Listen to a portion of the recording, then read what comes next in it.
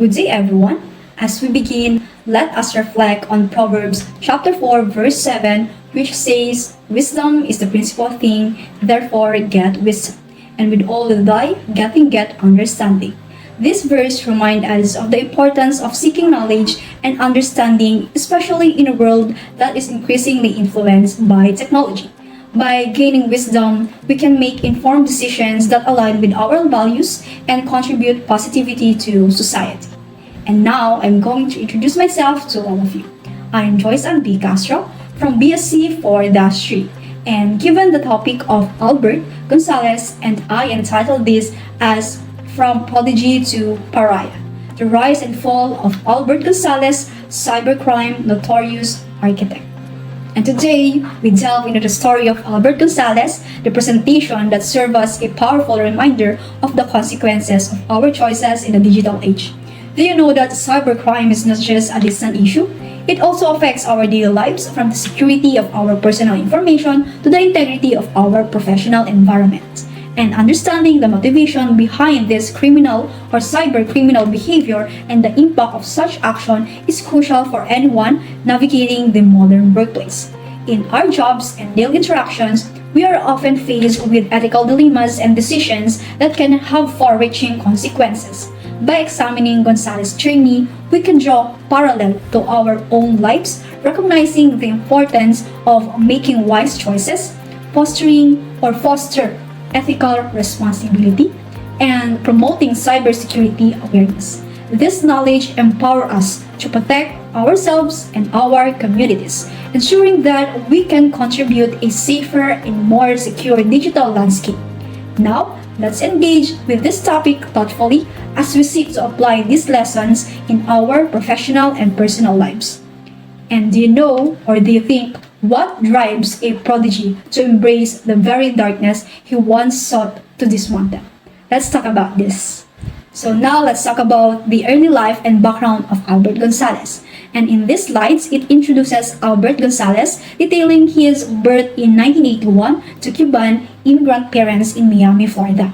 This emphasizes the immigrant experience, that his father's struggles and determination to build a life in the US. And this background instilled values of hard work and resilience in Albert. However, despite these positive influences, he became increasingly drawn to technology, foreshadowing his future involvement in hacking. And his introduction to hacking at the age of 14, Albert's curiosity about computers led him to hack into various systems, which resulted in his first encounter with law enforcement. And the FBI response was surprisingly lenient. Instead of prosecuting him, they invited him and his family for a discussion. And this moment provided Albert with a second chance, but it also marked the beginning of his dual life as a hacker and a future informant. And despite being warned, he returned to hacking, indicating a deepening obsession with technology and cyber activities. So in this part, the formation of the Kildare Elves. Albert forms a hacking group known as the Kildare Elves with friends in the early 2000s. This collective engaged in high-profile activities, including breaches of significant targets like NASA and the Indian government website. The thrill and the notoriety gained from this exploit solidified Albert's identity within the hacker community, further fueling his obsession with cybercrime. This part highlights the camaraderie and support within the hacking community, which played a crucial role in his criminal activities. So in these slides, let's talk about the transition to serious cybercrime and Albert Gonzales' progression from minor activities to engaging in a serious cybercrime. Initially, Gonzales was involved in relatively harmless hacking, often motivated by curiosity and the thrill of the challenge. However, as he gained more skills and confidence, he began to target more significant and high-profile entities such as financial institutions and corporations. This transition marked as a critical point in his criminal career as he started to engage in activities like credit card theft and identity fraud. And this part delves into psychological factors that contributed to this escalation, including the allure of the financial gain, the excitement of operating within the cybercriminal community, and diminishing moral barriers that often accompany such activities. And now, Gonzales is working with the Secret Service. His recruitment as an informant for the Secret Service after his initial arrest. Like, imagine that after being a hacker and almost go to jail, then you will get a work and paid as a $75 a year. I think that is a good opportunity to start a new life. But his relationship with law enforcement was complex. While he provided valuable intelligence about cybercriminal operation, he simultaneously continued his criminal activities. And this part discusses the ethical dilemmas faced by law enforcement while working with informants who may not fully disengage from their illicit behavior. And Albert's insight into hacking techniques and the cybercrime landscape were beneficial for the Secret Service, but his dual role raised questions about the effectiveness and morality of using such individuals in investigation. And this part underscores the challenges of navigating the fine line between the cooperation and criminality, and illustrating how Gonzales' knowledge was both a resource and a risk for the law enforcement. And this slide is all about the major cybercrime, and it focuses on the significant cybercrime orchestrated by Gonzales, particularly his involvement in one of the largest credit card theft operations in history. Between 2005 and 2007, he and his associates compromised millions of credit card numbers, leading to substantial financial losses for both individuals and businesses. And this part details the sophisticated methods of Gonzales employed, such as hacking into corporate databases and exploiting security vulnerabilities. And this emphasizes how his action not only showcased his technical skills but also exposed critical weaknesses in corporate cybersecurity practices. And this serves to illustrate the broader implication of cybercrime, that the urgent need for organizations to prioritize cybersecurity measures to protect against such threat. And after the things that have done by Mr. Albert Gonzales in the community, we are now here in the arrest and trial part. And this focuses to recount the events leading to Gonzales' arrest in 2008 and subsequent legal proceeding. And after an investigation, the Secret Service apprehended him, marking the culmination of years of cybercriminal activity. And during his trial, Gonzales faced multiple charges related to identity theft and fraud. And this part discusses the psychological evaluation conducted during the trial, which revealed the extent of his obsession with hacking and its detrimental effects on his personal relationship and decision-making process. Ultimately, Gonzales was sentenced to 20 years in prison, serving as a cautionary tale about the severe consequences of cybercrime and the legal ramifications of his action. And by next year, or by 2025, he will be released in prison. So in this part, the fate of Gonzales' accomplices are examined, and many individuals involved in his cybercriminal activities face significant legal repercussions, with some receiving prison sentences and while others turning to informant or attempted to reform their lives. And this part highlights the ripple effect of Gonzales' action on his network and illustrating how their collective involvement in cybercrime led to increased scrutiny and enforcement efforts by law enforcement.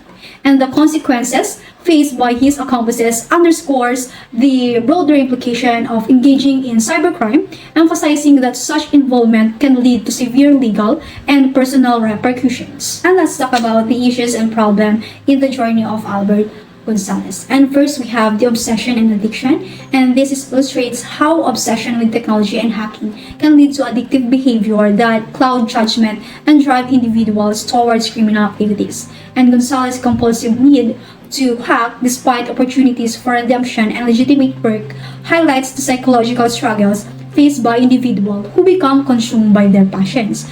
And we have the cybersecurity vulnerabilities. Gonzales exposed significant weaknesses in corporate cybersecurity measures, as he successfully breached high-profile targets and stole millions of credit card numbers. His ability to exploit these vulnerabilities underscores the critical need for organizations to prioritize cybersecurity and invest in robust protective measures. And we have here the legal and ethical dilemmas.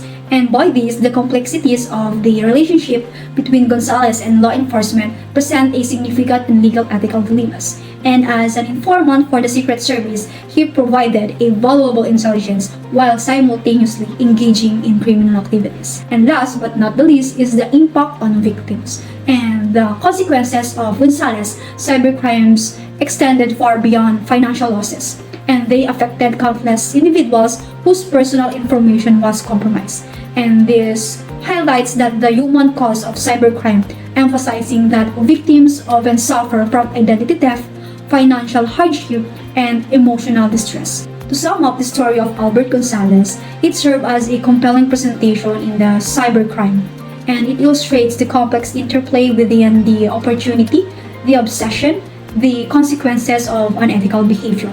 And Gonzales, once a promising individual, became a most notorious cybercriminals driven by a compulsive need to hack and exploit vulnerabilities in corporate cybersecurity.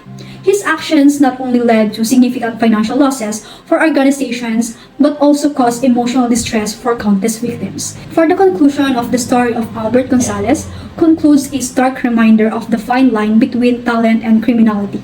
Despite his exceptional skills in technology and hacking, Gonzales' choices led him down a path of addiction and deceit, ultimately resulting in significant legal repercussions and personal downfall. His journey reflects the complexities of behavior and where the allure of power and community in the cybercriminal world can overshadow moral judgments, and the impact of his actions extended beyond himself, affecting the countless victims and prompting a reevaluation of cybersecurity practices. And Gonzales' life serves as a cautionary tale about the potential consequences of misusing one's abilities and the importance of making ethical choices in the face of temptation.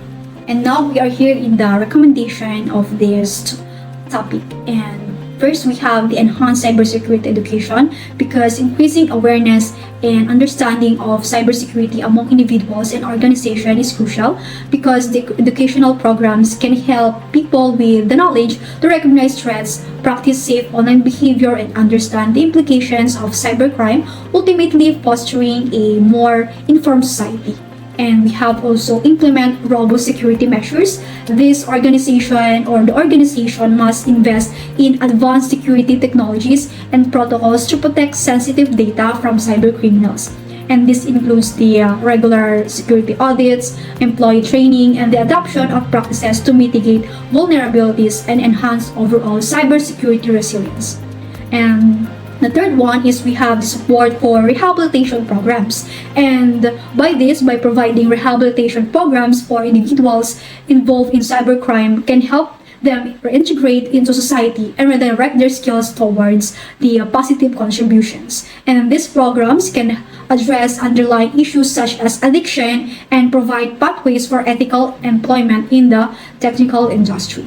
And we have the fourth one, which is the strengthen legal frameworks. By updating and reinforcing legal frameworks to address the complexities of cybercrime is essential, because this includes creating clear laws regarding cyber activities and enhancing penalties for offenders, and also improving the cooperation between law enforcement agencies to effectively combat the cyber threats. And last but not the least is we have the to promote ethical responsibilities, because by encouraging a culture of ethical responsibility in technology and cybersecurity is vital, because this involves fostering environments where individuals are taught the importance of ethical decisions making and the consequences of their actions to prevent or helping them to prevent the allure of cybercrime.